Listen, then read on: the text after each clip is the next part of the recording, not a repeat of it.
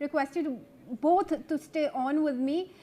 In fact, we're picking up now that Siddaramaiah is currently on his way to the Vidhana Sauda after landing back in Bengaluru from New Delhi. Let's go to Anand Singh on this. Anand, Siddaramaiah so far has remained tight-lipped. Tomorrow he's going to be meeting with the governor. 11 a.m. time has been granted to him for that meeting, and then Siddaramaiah will also be meeting with DK Shivakumar. What's happening as far as Siddaramaiah's camp is concerned so far? Look, the way in which Siddaramaiah has returned to Bengaluru.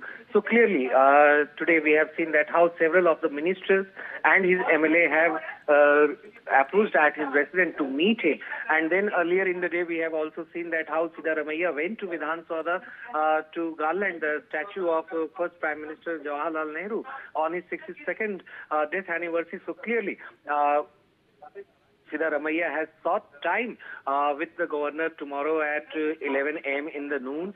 So clearly, before that, he has also called a breakfast meeting with all of his cabinet ministers and also his deputy, DK Shivakumar, at his residence, Kaveri. So clearly, so he will be meeting his cabinet ministers and deputy chief minister before going to meet Thawar Chand Gehlot to formally announce his decision that whether he is going to step down from the post of chief minister or not. So clearly, the sources have indicated that Siddaramaiah will be first making the formal announcement of his resignation with his cabinet ministers as well as DK Shivakumar, who is his deputy, and then he will go and submit his formal resignation with the governor over there. Back to you, Kirti.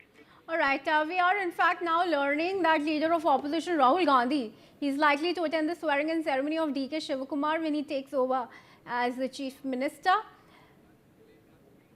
Let's say, in fact, bring in once again Ms. Shankar on this. Ms. Shankar, the fact that the 2.5-year formula was decided between Siddaramaiah and DK Shivakumar, why was it then that we are picking up that Siddaramaiah was in fact backing G. Parmeshwara to become the next chief minister and not DKS?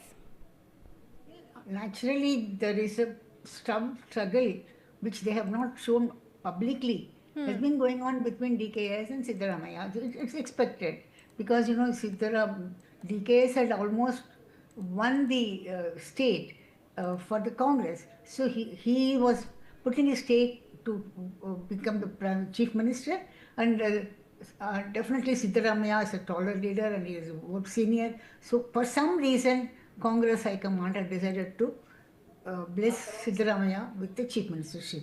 But that is over now. Right now, why Siddaramaiah, you say, is not supporting DKS, that's because G. Parameshwara is a scheduled caste leader and he has a broad number of votes. So I think he must be thinking that instead of Wakalinga, to which caste DKS belongs to, Parameshwara would be a better candidate and you could get the Dalit votes also. That must be the reason. Or maybe Parameshwara's name comes every time there is a leadership change. I have seen it at least 3-4 times before, but he never gets it. That's it. So that way his name must have come up. But then, you know, unfortunately in the Congress High Command, he doesn't appear because they were looking only at DKS and no other leader. So therefore, if there is a leader change now, it's because of their wanting to give some satisfaction to the DKS, because he's been demanding to become the chief minister for quite some time now.